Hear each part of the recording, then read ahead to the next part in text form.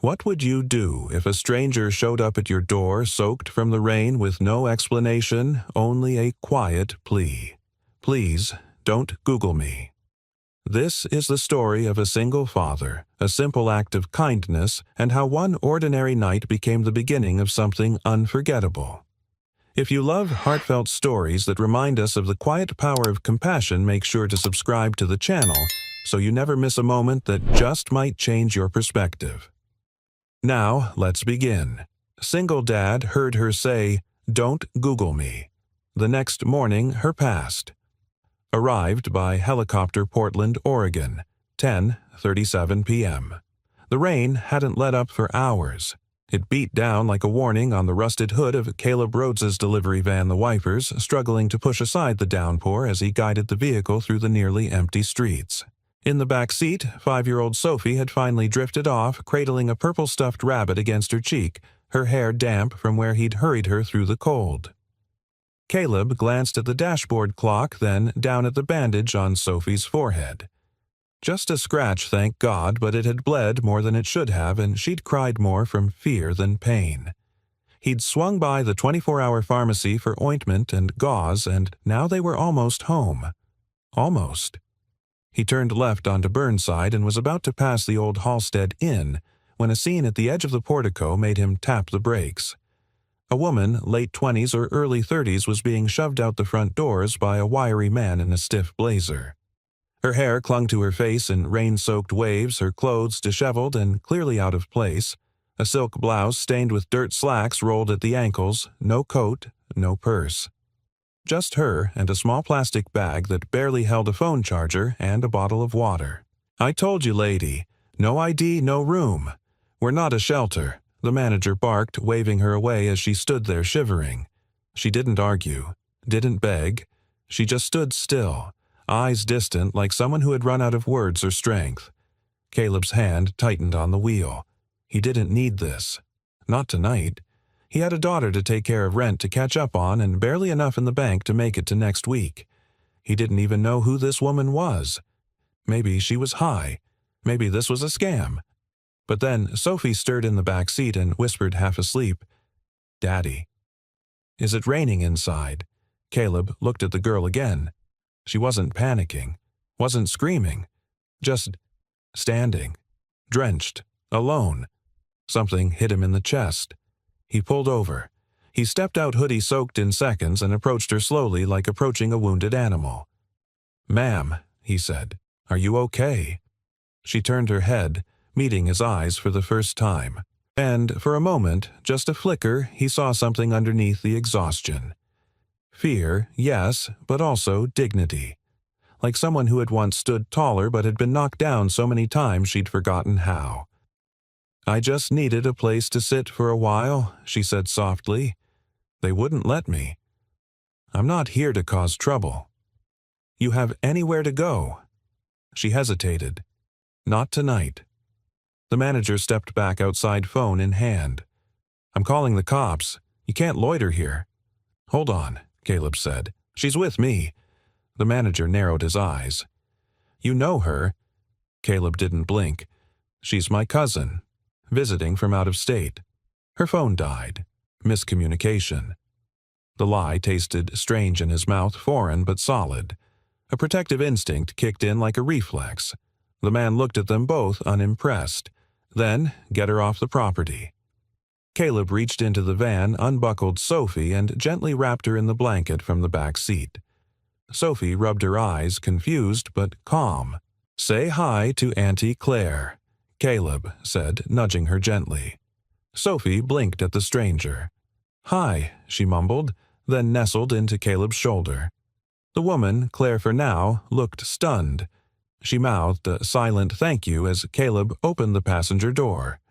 "Let's get you somewhere dry," he said. She nodded, got in, and said nothing else until they reached the tiny apartment complex 12 minutes later. The building Caleb lived in wasn't much peeling paint, flickering hallway lights, a front door that stuck in the rain, but it was warm, safe, and his. He led her into the one-bedroom unit, switching on the kitchen light and motioning toward the couch. "I'll get you a towel. Bathroom's through there. Sorry, it's not much." She stood in the middle of the room, dripping silently, arms at her sides. "You didn't have to do that," she said finally. "I know. You don't know me." "I know that, too." She looked at Sophie now, curled up on the couch with her bunny already drifting again. Then back at him. "Why did you lie?"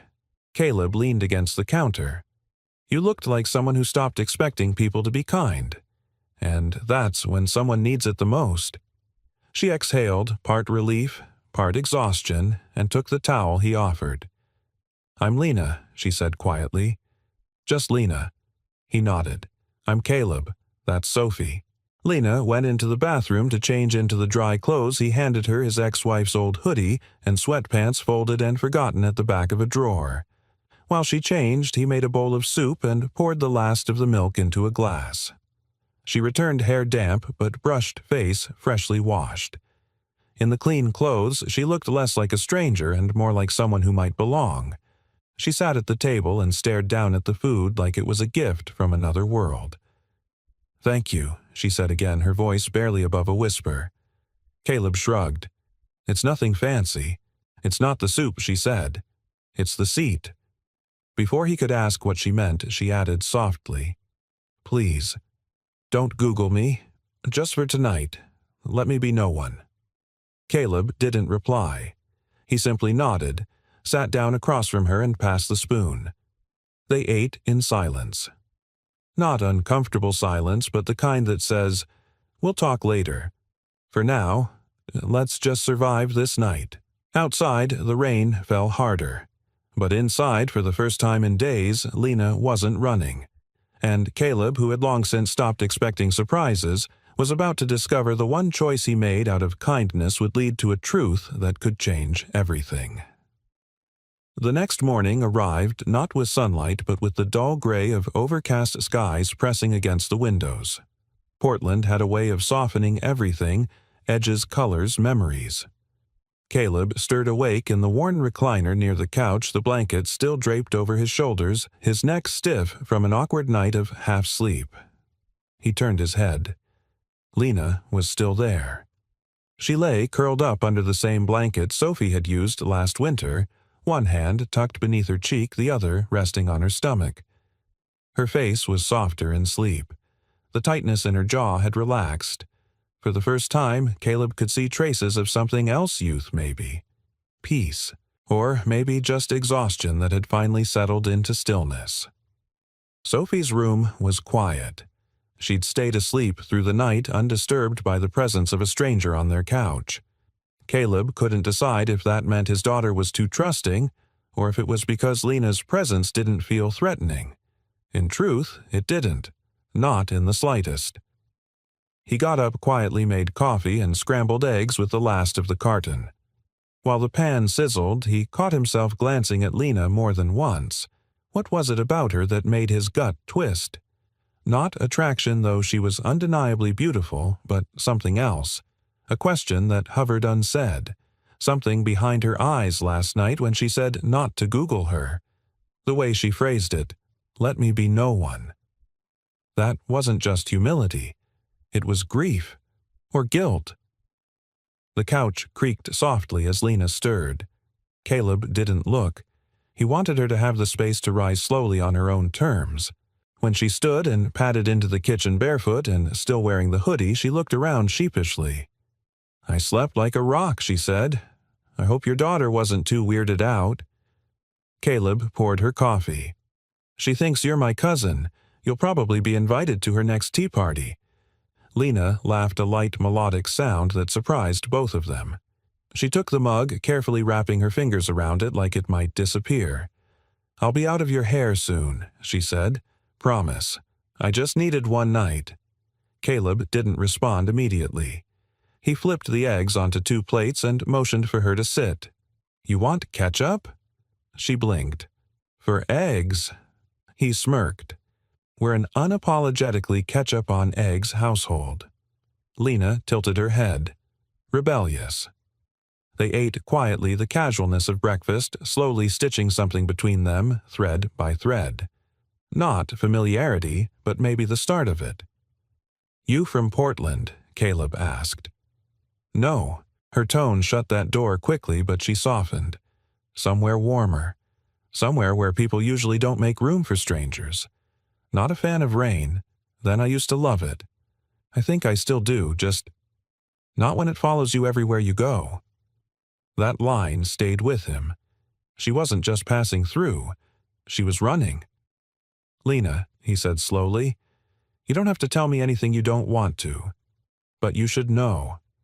I'm not looking to report you, or fix you, or expect anything.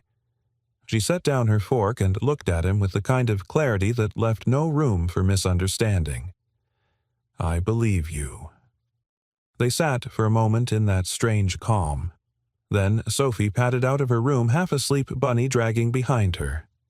Auntie Claire, she mumbled, still using the name from last night. You stayed, Lena gave a gentle smile. Only until you kick me out? You can't go yet.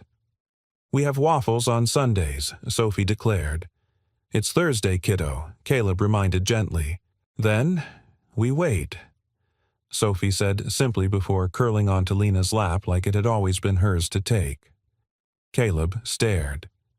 Lena hesitated for only a moment before wrapping her arm protectively around the child, resting her cheek lightly on Sophie's tangled curls.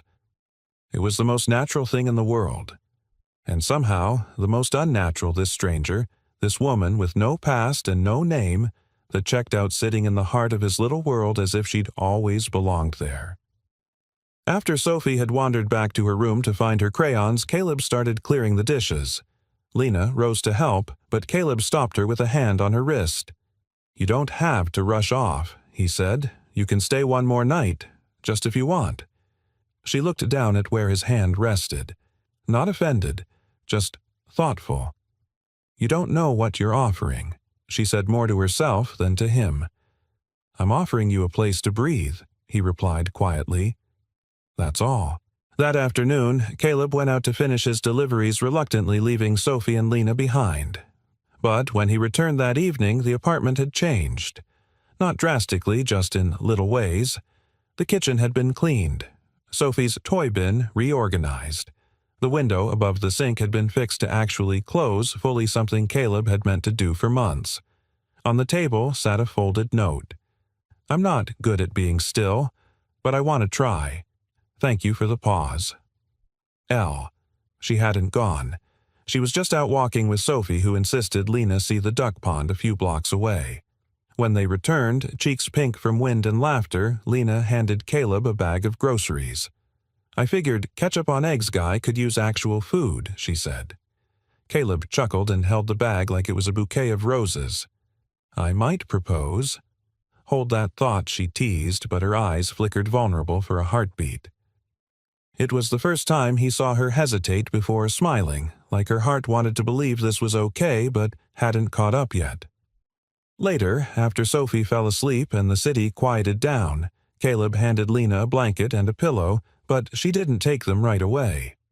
She stood by the window looking out into the night.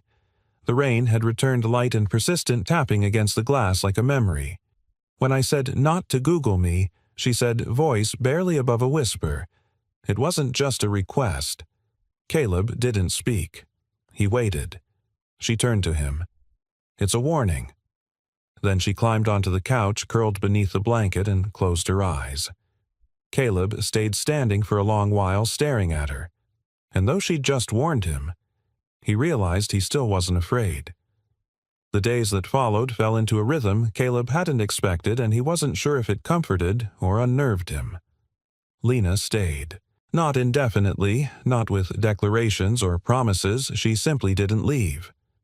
She made the couch hers with a kind of unspoken grace, folding the blanket neatly every morning, setting her cup in the sink without needing to be told, and keeping out of his way when he rushed out for early shifts. But at night, when the apartment lights dimmed and Sophie's breathing steadied into sleep, Lena would sit at the kitchen table with a mug of tea, barefoot, her hair tied up messily, flipping through Sophie's picture books as if they were scripture. Sometimes she hummed softly, old jazz tunes or maybe lullabies, and sometimes when she thought no one was listening, she whispered lines to herself, not prayers, not regrets. They sounded like instructions, or reminders. One breath at a time. No headlines, no past. On the third night, Caleb came home later than usual, drenched from a surprise storm. He kicked off his boots at the door and paused when he saw the scene before him. Lena and Sophie were sitting cross-legged on the floor, surrounded by paper cranes and magazine scraps. Sophie was giggling uncontrollably while Lena, with a ridiculously serious expression, attempted to teach her how to fold a swan. "It's not working," Sophie declared through a hiccup of laughter. "You're trying to make it fly before it learns to stand," Lena replied, mock-stern. "Try again." Caleb leaned against the doorframe, watching the two of them like a man watching a dream he didn't remember asking for. "You're corrupting my child," he said finally. Lena glanced up unfazed. She already insisted the paper crane's name is Captain Ketchup, so I think she was corrupted long before I arrived. He chuckled, dropped his keys on the counter, and toed off his socks. Fair enough. Later, as Sophie dozed in her room, Caleb found Lena refilling the kettle. He pulled 2 mugs down from the cabinet without asking, setting them beside her. "I thought you didn't like rain," he said. "I don't. But your daughter does. She said the ducks look happier when they're wet." Lena smiled faintly, then added, "I think she sees things most people miss." Caleb nodded. "She gets that from her mom." Lena's eyes flicked toward him, curious but restrained. "You never talk about her." "She left," he said simply. "Moved to Denver 2 years ago. Sophie was 3. Said the pace here made her feel invisible. And you stayed." He shrugged. Someone had to be visible to Sophie. Silence settled between them, comfortable but thick with everything unsaid. "You're not what I expected," Lena admitted. "And what did you expect someone who would ask questions? Try to solve me." Caleb gave a slow, tired grin. "I'm a single dad, Lena. I solve spilled juice and overdue bills. The rest I let be." She studied him, eyes darker than usual. "I spent years in rooms where no one spoke to me like I was human. They spoke to my name, my portfolio, my last press quote." Her voice cracked just slightly. "You never even asked for a last name. Didn't think I needed it." That truth hung between them, strangely tender. Lena reached into her pocket and pulled out something small, a charm no bigger than a dime. It looked like a token from an old subway system. She placed it on the table between them. "I used to carry it on every flight," she said. "My dad gave it to me when I got my first investor meeting. Told me I'd need something to remind me where I started." Caleb didn't pick it up. He just looked at it with quiet respect. "Do you still need it?" "Some days," she whispered. "Today, maybe not as much." The moment was interrupted by a soft knock at the door. They both froze. "Expecting someone?" Lena asked quietly. "No." Caleb crossed to the door and opened it cautiously. Mrs. Ortega, their elderly neighbor from 4B, stood there with a Tupperware container in hand and a smile that had too much knowledge behind it. "I made too much rice," she said in her thick accent, pushing the container into his hands. Then she leaned in, glancing past him at the warm light and the sound of distant paper cranes fluttering. "Your new tenant, she's very pretty." "She's not." Caleb started, but she winked. "I didn't ask," she said, and shuffled off her orthopedic shoes, squeaking against the hall tile. He turned back inside to find Lena raising an eyebrow. "I think I've been officially welcomed by the neighborhood matriarch. She charges in, tamales," Caleb said, "and she never forgets a face." Lena grew quiet. That might be a problem. Why? Because one day someone might show her my face on the news. There it was again, the crack in her composure. The reminder that this wasn't just a runaway with a good smile and folding skills. This was someone who had vanished for a reason. But Caleb didn't push. Instead, he offered her a spoon. "You want to taste the rice, or should we just keep folding birds until dawn?" She smiled despite herself. "Let's fold," she said. But I'm warning you, I'm making a dragon next."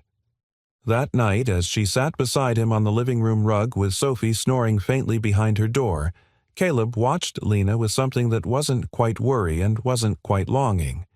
He didn't know what storm had chased her into the rain that night, but he knew deep in his bones that whatever it was, she wasn't ready to face it yet.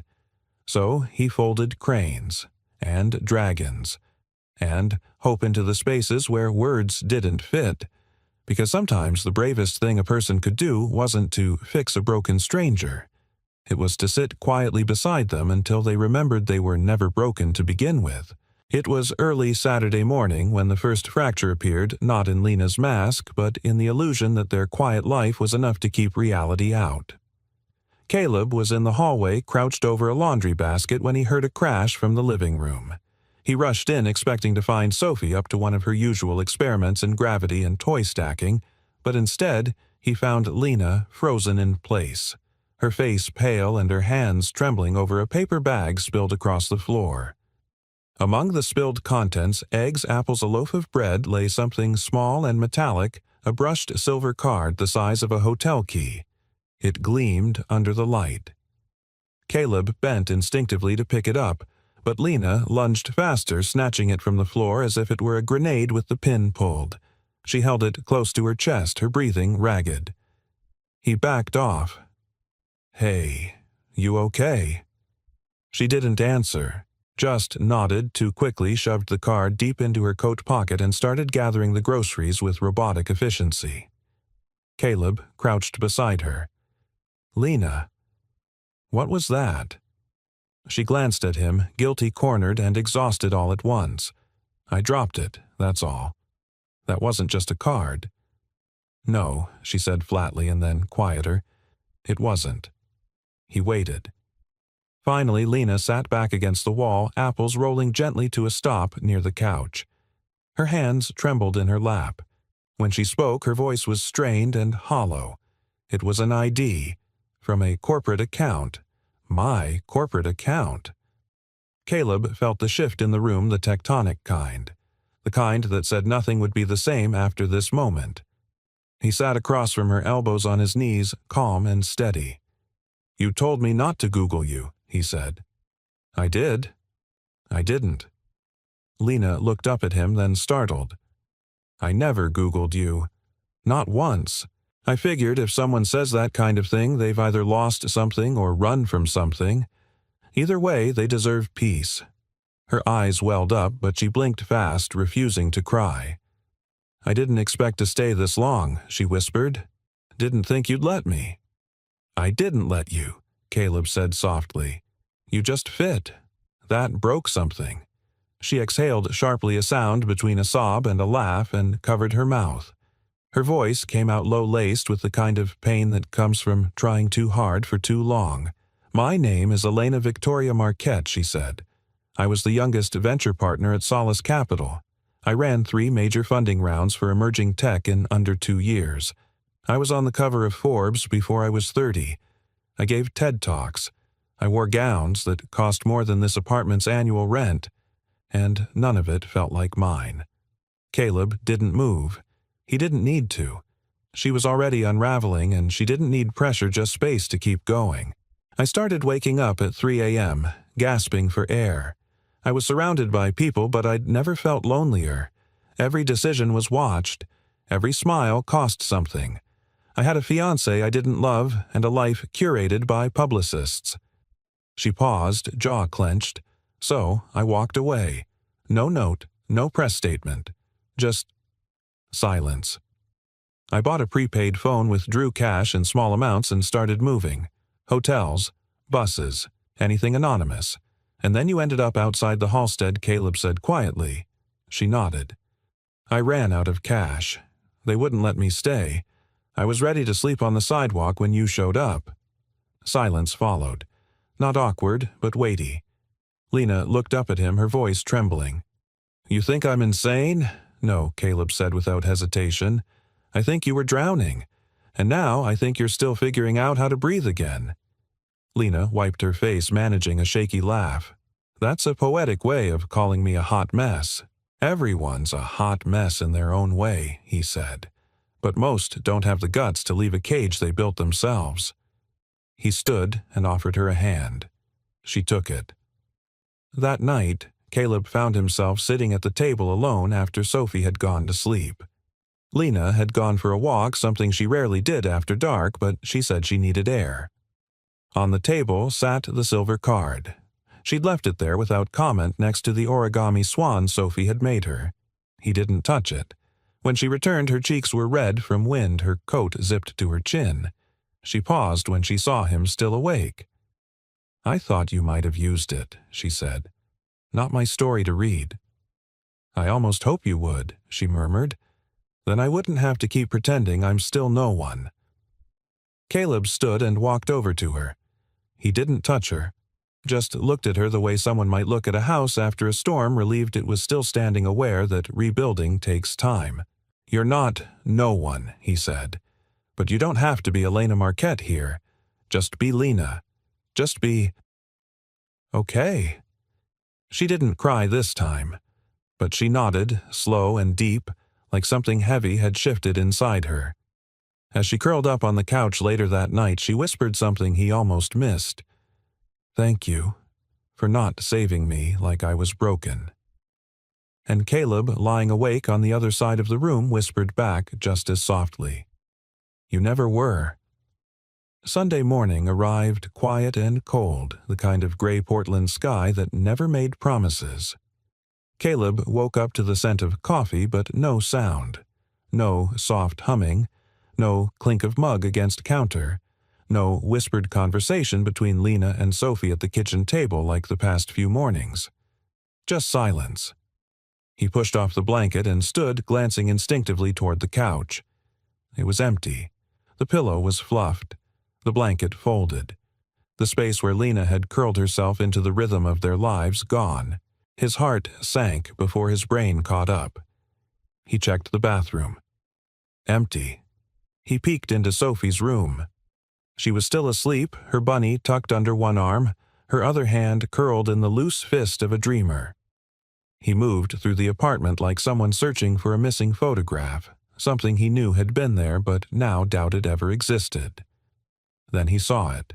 A piece of paper folded neatly and placed under the salt shaker on the table. His name written in small, neat letters. Caleb. He unfolded it slowly, the paper soft and warm from being held.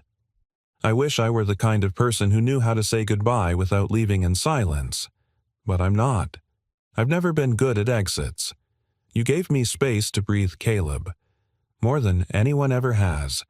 And I'm terrified that if I stay longer, I'll start to believe I deserve it. I didn't disappear because I didn't care. I disappeared because caring scared me more than being forgotten. Thank you for everything. For breakfast. For not Googling me. For giving Sophie a safe place to land her paper cranes. I hope one day I'm brave enough to come back." Lena Caleb stood at the table for a long time, the note still in his hands, the room colder than it had been 5 minutes earlier. He read the letter again, then again. Each time it landed differently. Disappointment, confusion, a strange sense of loss, as if she'd been some mirage in a desert he never knew he was crossing. Then came the quiet anger, not the loud, punching-the-wall kind, but the ache of knowing you offered someone your trust and they didn't know how to hold it. He spent the day in motion. That was what he did when things didn't make sense. He cleaned out the hall closet, fixed the cabinet hinge that had been squeaking for a month, took Sophie to the park, though the air was still too sharp for swinging. She asked where Auntie Claire was. Caleb said she had to go help a friend. Sophie didn't ask more.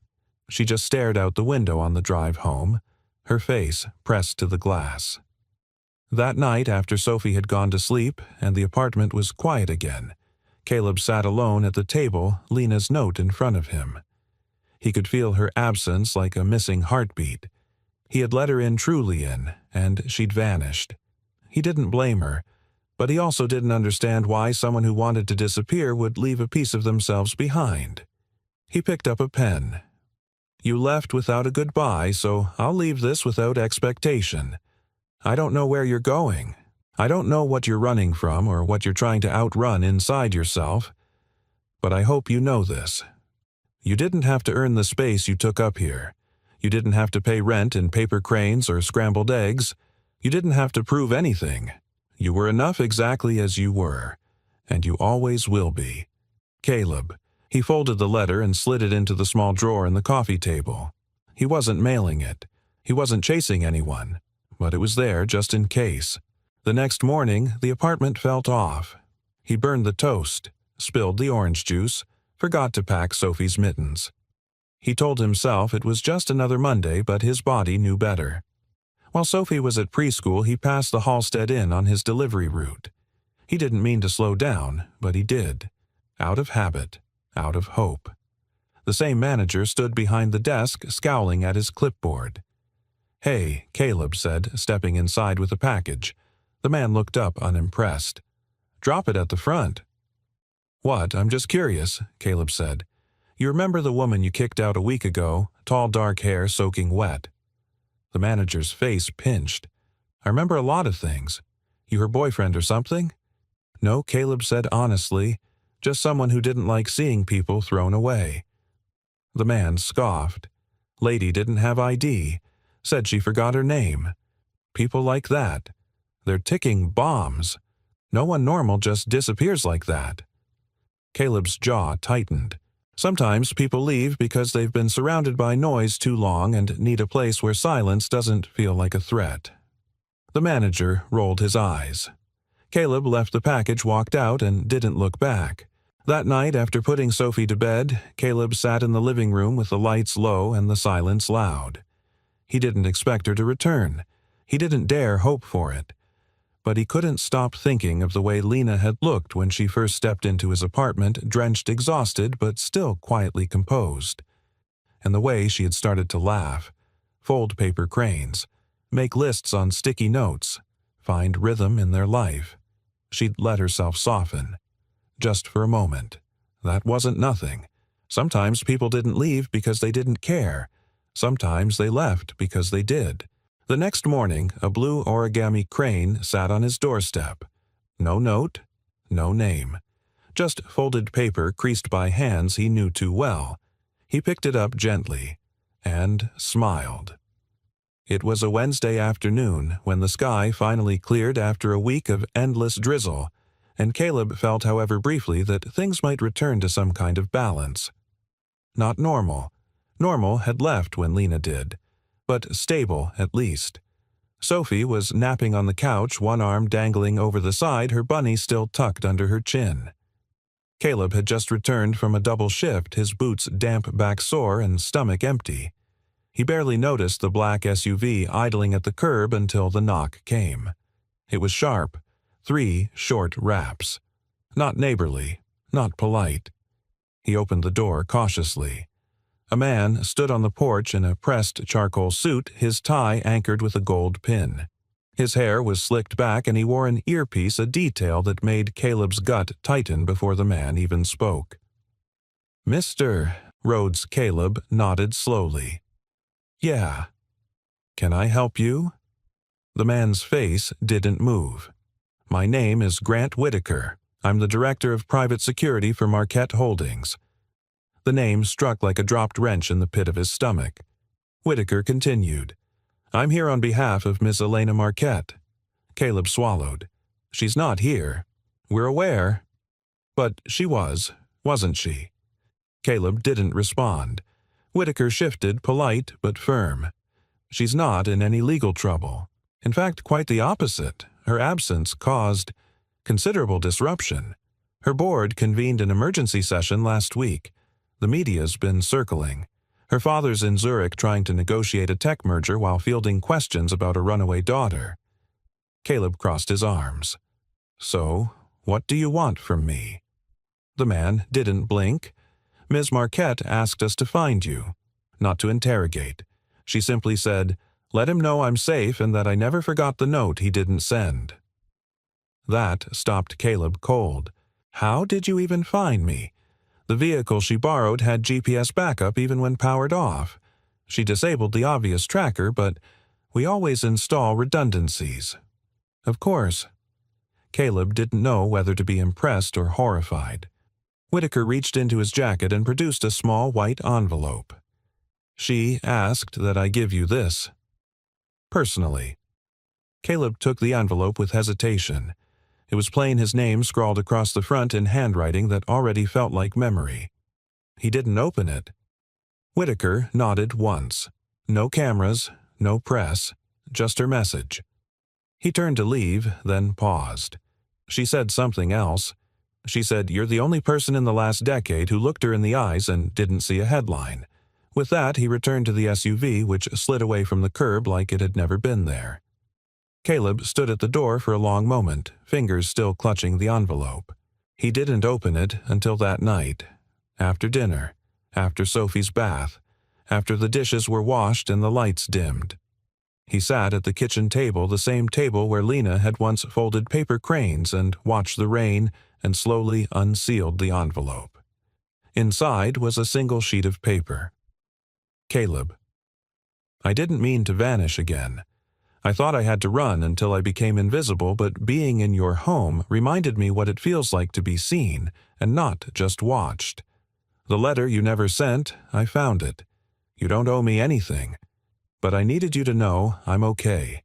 I'm reclaiming pieces of myself one breath at a time. But nothing I build from here will matter unless it's built with truth. And the truth is, I've thought about coming back every day. If you still fold cranes, I'll know I can. Lena Caleb stared at the letter, heart hammering. He didn't know what he expected, but it wasn't this. It wasn't a message from someone who had vanished into silence and somehow still found her way back with words that cut cleaner than absence ever could. He folded the letter carefully and slid it into the drawer where her first note still lived. Then he walked to Sophie's room. "Kiddo," he whispered, kneeling beside her bed.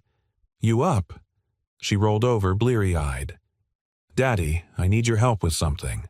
The next morning, before the sun had fully climbed over the buildings, they walked down the street to the small community park. The air was still crisp grass damp underfoot. Caleb pulled the string of a small drawstring bag and took out a dozen brightly colored paper cranes, red, yellow, soft green, sky blue. Sophie carried the largest one carefully balanced between her palms. They placed them on the bench Lena had once sat on with Sophie, just the two of them watching ducks and giggling about Captain Ketchup. They left the cranes there, gently weighted with pebbles so they wouldn't blow away. Caleb stepped back and looked at the scene, a silent signal, a message that spoke louder than anything he could have written. If she came, she'd see. And if she didn't, she'd still know someone had waited not with demands, but with hope. That afternoon, he returned from work to find Mrs. Ortega standing by the mailbox, arms crossed like she'd been waiting hours for him. "You got visitors," she said. Caleb blinked. "Who?" She nodded toward his door. Fancy-looking people. Suits. One of them had a camera. They asked if I knew a Caleb Rhodes. I told them you were dead. "You what?" "You're welcome," she muttered and shuffled away. Inside the apartment, Sophie sat on the floor drawing stick figures, one tall, one medium, one very small. "Someone came looking for you," she said without looking up. They looked important. But they didn't smile. Caleb rubbed the bridge of his nose. The world was creeping in. He wasn't surprised, but he was suddenly achingly tired. Not because of the press, but because he knew when Lena returned she wouldn't come alone. She would bring questions, consequences, cameras, but she would also bring truth.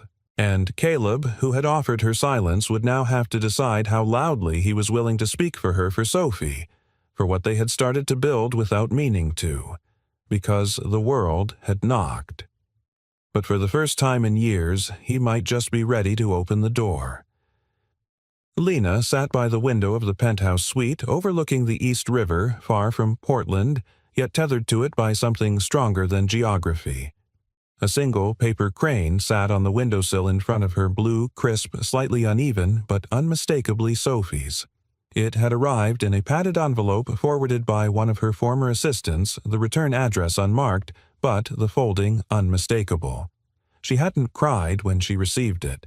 She'd simply sat in the silence of a home that wasn't really hers and stared out the glass while the world behind her throbbed with emails, voicemail requests, press inquiries, and dinner invitations.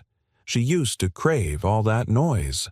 Now she couldn't hear it without remembering the hush of Caleb's kitchen, the softness of Sophie's voice asking if dragons could fold wings, the warm clatter of mugs, and the way Caleb never once tried to fix her, only ever made space. It had only been 2 weeks since she left, but it felt like years had unfolded between her breath and his doorway. Her father had flown in the next day, stern-faced, salt-haired, his affection bundled tight beneath layers of business urgency. She hadn't spoken to him in 6 months. His first words had been, "Thank God you're alive," followed immediately by, "We need to schedule a statement." She hadn't scheduled anything. Instead, she asked for quiet, a sabbatical, a break that no one could spin. They didn't know how to respond to that. In the world she came from, time off wasn't recovery. It was weakness. Absence was a threat. Vulnerability a liability. But Caleb had called it something else. Breathing. And somehow that had felt more revolutionary than any pitch she'd ever given in a boardroom. She fingered the folded paper, now tracing the crease, remembering the warmth of Sophie's hand pressed into hers. That child hadn't just given her comfort. She'd given her permission to be kind to herself. And Caleb, he had never once asked her for anything. Not her name, not her past, not even her future. That's what broke her most. That's what stayed. Because for the first time in her adult life she had experienced unconditional presence. Not love wrapped in ambition, not attention bartered through performance. Just being. Sitting in silence with someone who didn't need a press release to know she mattered. The memory that wouldn't leave her, though, was from her final night there. She'd come out of the bathroom to find Caleb sitting at the table, turning a note over in his hands. He didn't say a word, just nodded as she passed him to the couch. She hadn't told him she was leaving. She hadn't told him she'd already packed. But in the quiet, he had sensed it. And he'd let her go. That undid her. Because when someone lets you go without bitterness, just sorrow, that's when you realize what you were given. That's when you understand the weight of what you're walking away from. Now, in this high-rise silence, she couldn't unknow that feeling. She stood, moved to the corner of the suite, and opened a sleek black duffel. Inside it, buried beneath a rolled scarf, was the note Caleb had written, but never sent, the one she found folded between the couch cushions tucked behind the swan Sophie had insisted she take. She had read it only once, but it had lived inside her ever since. You were enough exactly as you were. She'd lived her life building empires out of expectation. Now she was beginning to wonder if there was more courage in simplicity, in stillness, in being rather than achieving. Her phone buzzed. It was Grant Whitaker. "Ms. Marquette," he said, ever neutral. "Your absence has been noted by the press. They're speculating about your health, your leadership, and your upcoming IPO. Are you prepared to make a statement?" She closed her eyes. "No," she said softly, "but I'm ready to do something better." Later that night, Lena walked alone along the East River, wearing Caleb's old gray hoodie, the one she had never returned. Her breath ghosted in front of her, the cold biting but familiar. She stopped at a bench and pulled out her phone. It was the same prepaid model she'd bought when she disappeared. There was only one number in it. She typed out a message. "You told me I didn't have to earn the space I took up, so I'm coming back not to explain, not to hide, just to stand in that space, if it's still there." She didn't press send right away. She stared at the message like it was a truth too big for a screen. Then, slowly, she tapped the button. Sent. No fanfare, no security team, no PR consultant, just her. Across the country, Caleb had just finished tucking Sophie into bed. He stood by the window sipping lukewarm coffee, watching shadows crawl across the street. He hadn't expected to hear from her again. He'd made peace with that, at least the kind of peace that doesn't sleep soundly but survives. His phone buzzed once. He picked it up, read the message. Twice. Then he sat down, smiled, and whispered almost to himself, "It's still here." In a drawer nearby, he pulled out a small box of paper, the same origami set Sophie had insisted they buy just in case. He folded a single white crane, placed it on the windowsill, and left the light on. Somewhere between regret and hope, he waited not for rescue, not for answers, but for the woman who had once whispered, "Don't Google me," and was now brave enough to say, "I'm coming home." The news broke on a quiet Thursday morning. Caleb hadn't even poured his first cup of coffee when the buzz started his phone vibrating with messages, a ping from an old coworker, a missed call from a number he didn't recognize. He brushed it off at first. Portland moved slowly. There was always something buzzing louder than it needed to. But when he stepped out to grab the mail, Mrs. Ortega met him in the hallway with a tight, meaningful look. "You've seen it?" she asked, handing him his newspaper with a yellowed finger. Caleb frowned. Seen what she tapped the front page with the corner of her cane? And there it was.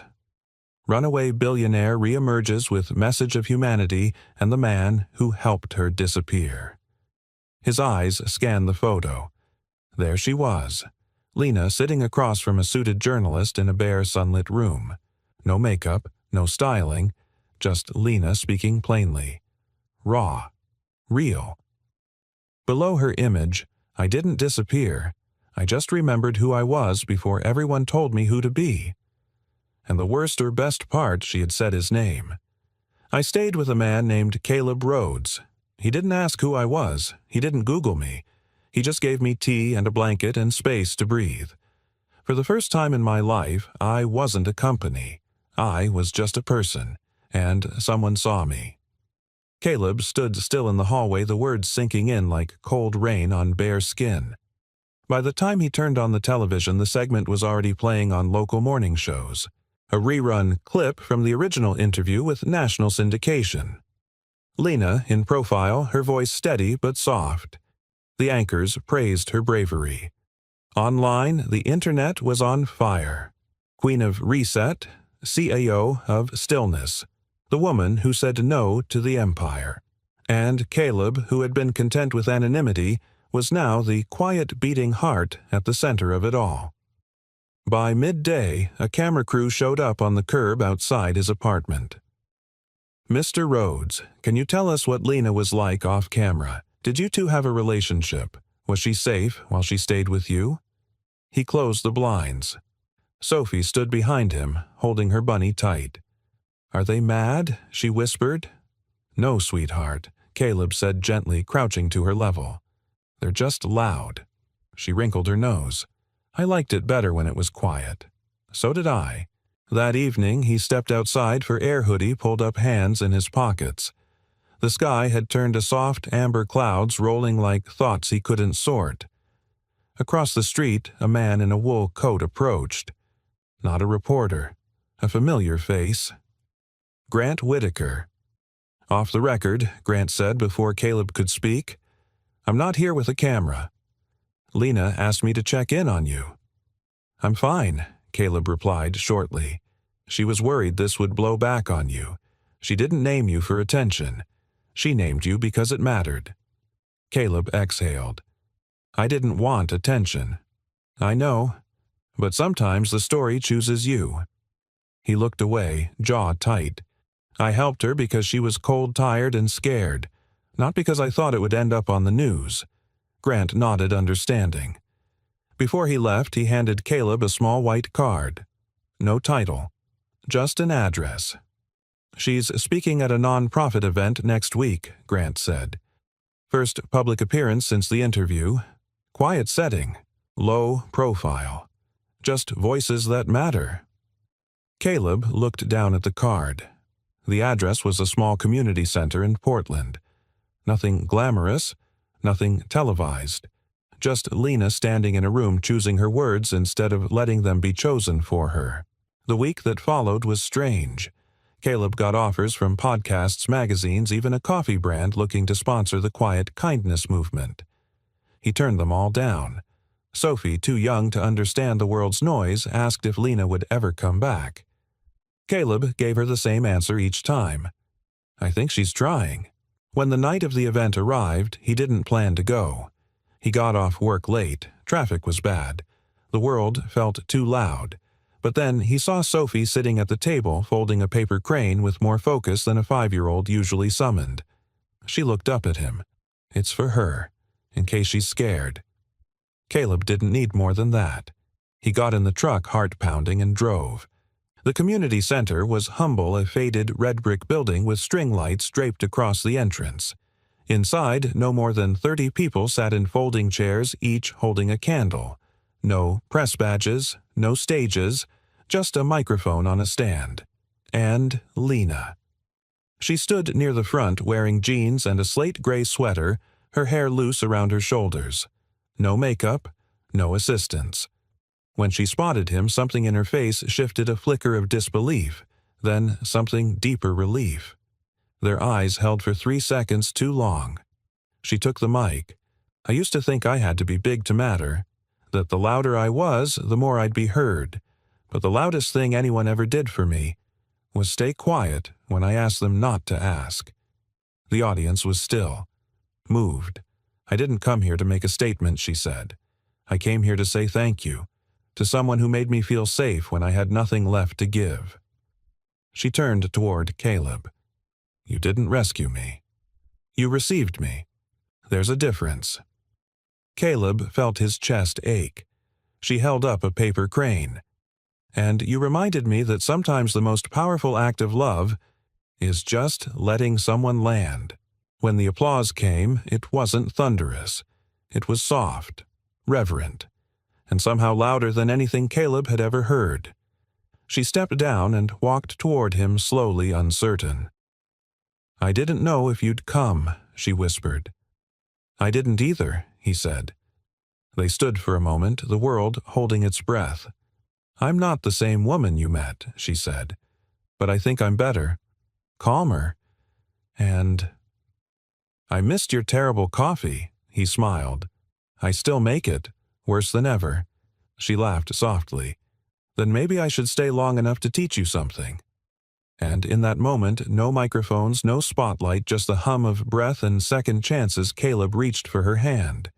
She didn't pull away, and that more than any headline was the only story that mattered.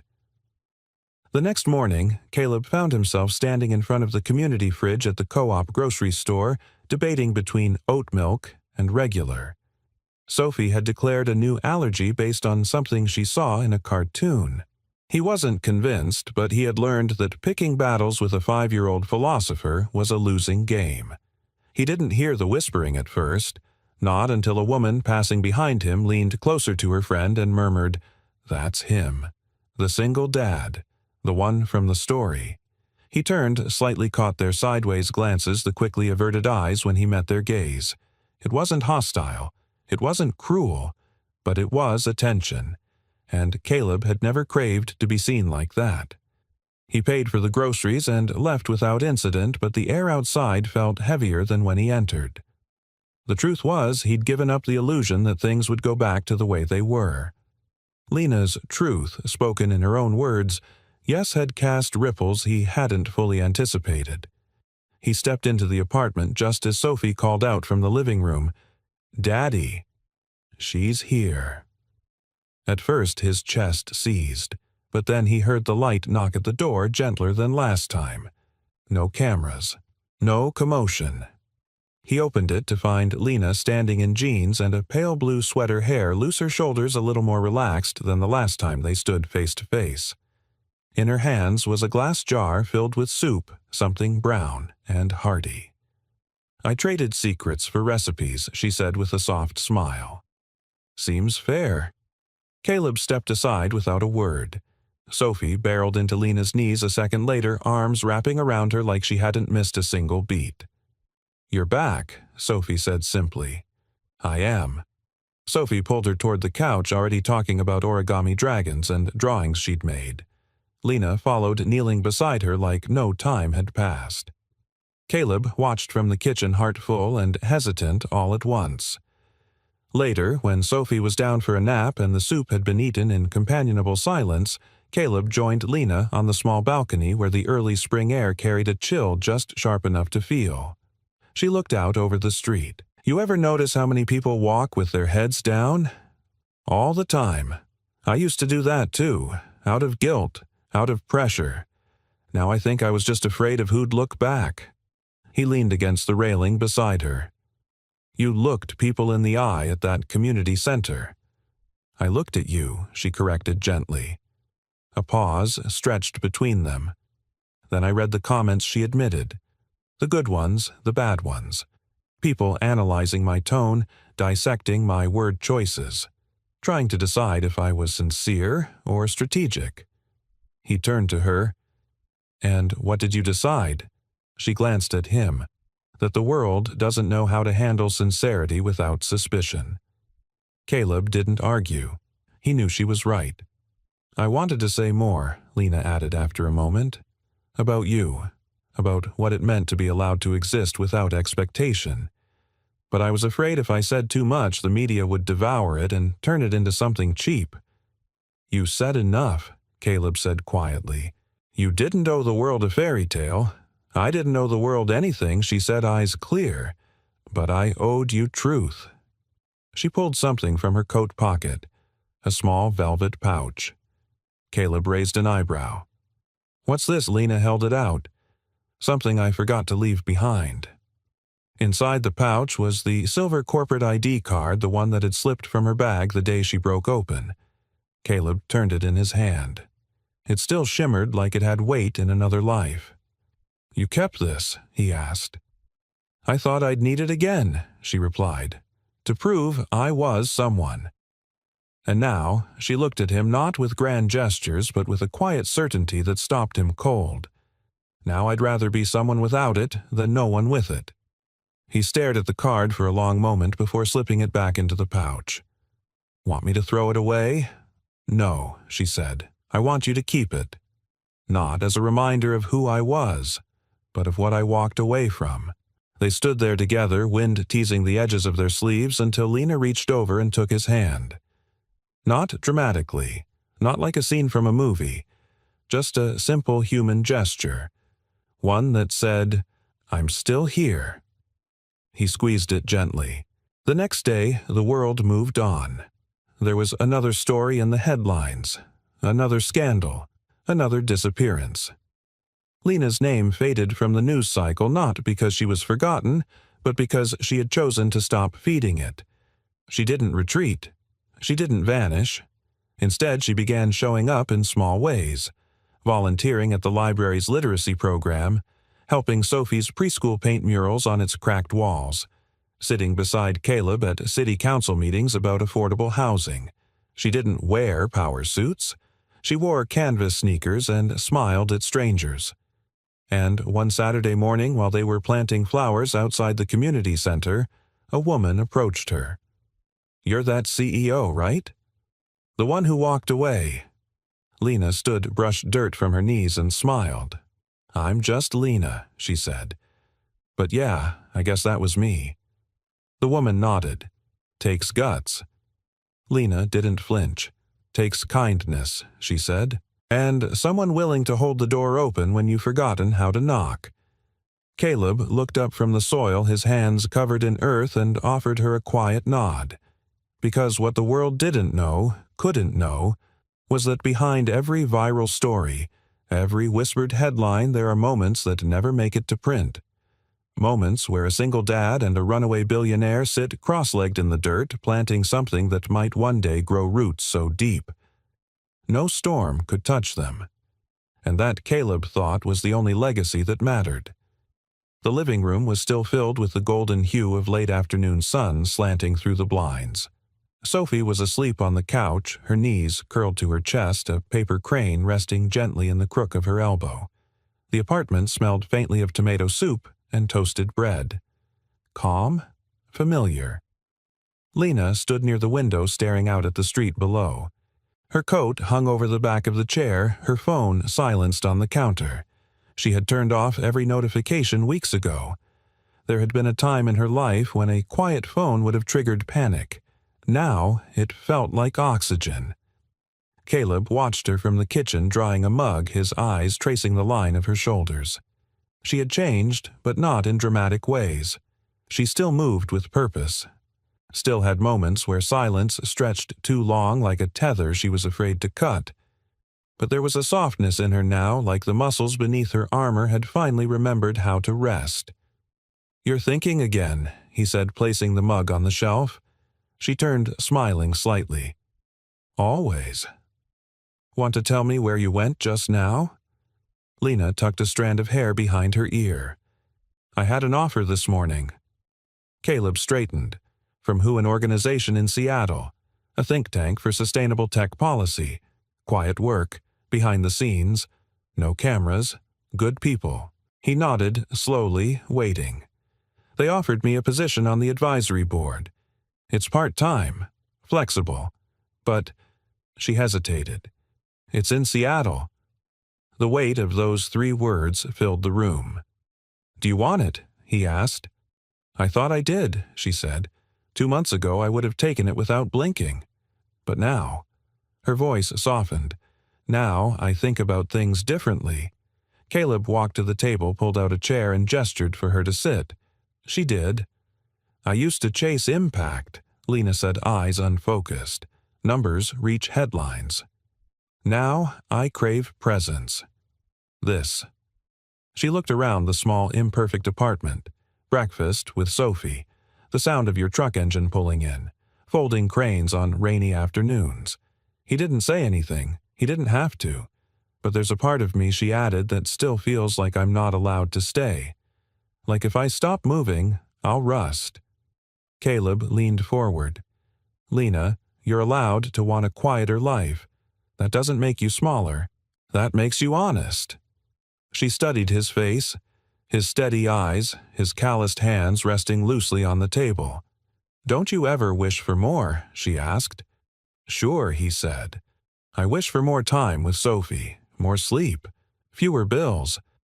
But I stopped measuring my worth by what I didn't have a long time ago." Lena swallowed. "And if I stay, you'll be here. That's all I've ever wanted." Her eyes shimmered and she reached across the table, lacing her fingers through his. "I don't know how to be someone's anything," she said softly. "I've only ever been someone's asset." "You're not an asset here," he said. "You're a person, and I like who you are when no one's watching." A tear rolled down her cheek. Not from sadness, from relief. He stood and walked around the table, crouching in front of her. "You don't have to prove anything, Lena," he said gently. "But if you want to be here truly, be here. We'll build something. Together. Quietly. One breath at a time." She laughed through her tears. "That's not very ambitious, you know. It's the most ambitious thing I've ever wanted," he said. "To live a life that's real." Later that evening, the 3 of them sat on the floor with Sophie between them, building a castle from cereal boxes and toilet paper rolls. Lena held a glue stick like it was a scepter. Sophie crowned her queen of cardboard. Caleb just watched, heartful in ways he never imagined possible. Sophie looked up at Lena. "Are you going away again?" Lena shook her head. "No, sweet pea. I think I'm staying." "For how long?" Lena glanced at Caleb, then back at Sophie. "As long as it takes to build a paper kingdom strong enough to last." Sophie nodded solemnly. "Okay, but it needs glitter. Lots of glitter." "We'll add glitter," Caleb promised, smiling. The next day, Lena mailed back the contract from the Seattle offer with a polite decline. In its place, she wrote a handwritten note to the organization's founder. "Thank you for thinking of me. I'm choosing a different kind of work right now, the kind that doesn't involve boardrooms but still requires leadership, patience, and heart. I'm learning to stay. And in staying, I'm building something I never knew I needed." She signed it, simply Lena Marquette. No titles, no accolades, just a woman who had finally realized that staying required more courage than leaving ever did. That evening, she and Caleb sat on the balcony watching the city settle into night. Below, streetlights flickered on. A dog barked in the distance. Somewhere, a neighbor played an old jazz record, scratchy but sweet. Lena leaned her head against Caleb's shoulder. "I used to think home was something you had to earn," she said. "Turns out it's something you allow." He looked down at her. "So, you staying for the waffles tomorrow, only if I get to make the syrup from scratch." "Deal." And there, beneath the hush of stars and the breath of something beautiful blooming slowly, quietly, irrevocably between them, Lena chose to stay. Not out of fear, not out of need, but out of love, out of healing, out of hope. It was spring when Caleb realized the quiet life they'd built was no longer temporary. Not a stopover, not an intermission. Home. The apartment still creaked in the mornings, and the water heater still groaned when both faucets were on. But now there were 3 toothbrushes on the bathroom sink. Lena had claimed the chipped ceramic mug with the faded duck print, Sophie's favorite, and Caleb had stopped pretending it wasn't the best one in the cupboard. They no longer tiptoed around each other. They just lived, with a rhythm as natural as breath. One Saturday morning, Caleb stepped into the living room to find Sophie perched on the floor, gluing googly eyes to cardboard shapes. On the couch beside her sat Lena with a laptop, open, a pencil behind one ear, and a growing pile of notes scattered beside her. She looked up when she saw him. "You're up early," she said. "Am I? Or are you running an office out of our living room again?" She smiled. "Technically, it's a non-profit." Caleb walked over and looked down at the screen. On it was a draft homepage for something called the Kindness File. He raised an eyebrow. "What is this, a project I've been working on?" she said. "Collecting stories of ordinary people who did one kind thing. Quiet things, unnoticed things. Not for credit, not for likes, just because it was right." Caleb stared at the screen for a long moment. The title was simple. The mission statement beneath it even simpler, because the smallest kindness can become the turning point of someone else's life. He swallowed. "This is about me, isn't it?" "It's not," she said. "It's about what you reminded me was possible, what we can remind others." He sat beside her, watching her scroll through submission drafts, some typed, some handwritten, and scanned in. A high school janitor who paid for a student's lunch. A retired nurse who mended coats at the bus stop every winter. A man who once offered his couch and his last clean hoodie to a stranger in the rain. That one wasn't labeled, but he knew. "I don't need to be part of something big," he said softly. "I know," she replied. "That's why this matters." Sophie chimed in without looking up. "Can we put my paper dragons on the website?" Lena laughed. "Only if they promise not to breathe fire on the donors." Caleb sat back and watched them for a while, the 2 people who had walked into his life by accident, one with folded paper, the other with wide eyes and a stuffed rabbit, and stayed by choice. Later that week, Lena invited him to a small event at the community center, where she'd first spoken publicly after returning. This time, there were no cameras.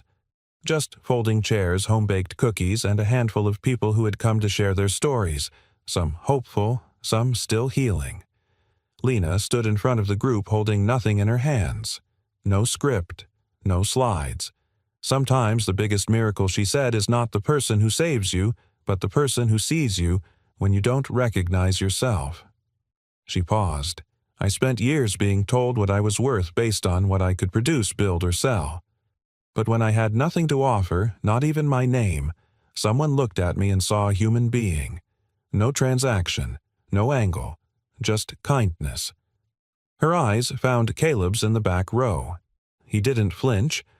"I didn't come back to relive my old life," she continued. "I came back to build a better one. One rooted in service, not success. In truth, not titles. And in the belief that kindness isn't weakness, it's a revolution in disguise." The room was silent. Then someone clapped. Then another. Then all of them. But Caleb didn't clap.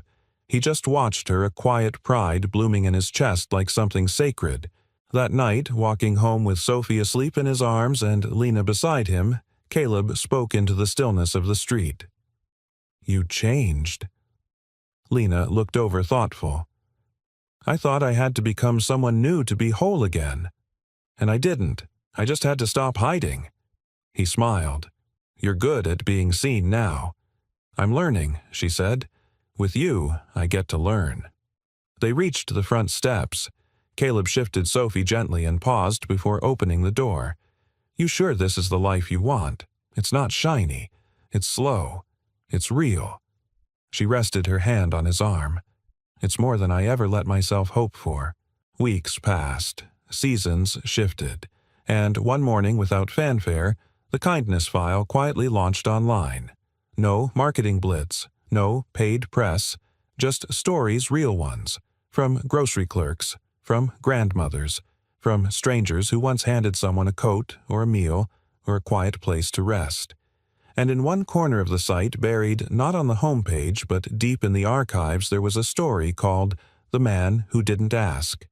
It didn't name him, but Lena knew, and so did anyone who read it.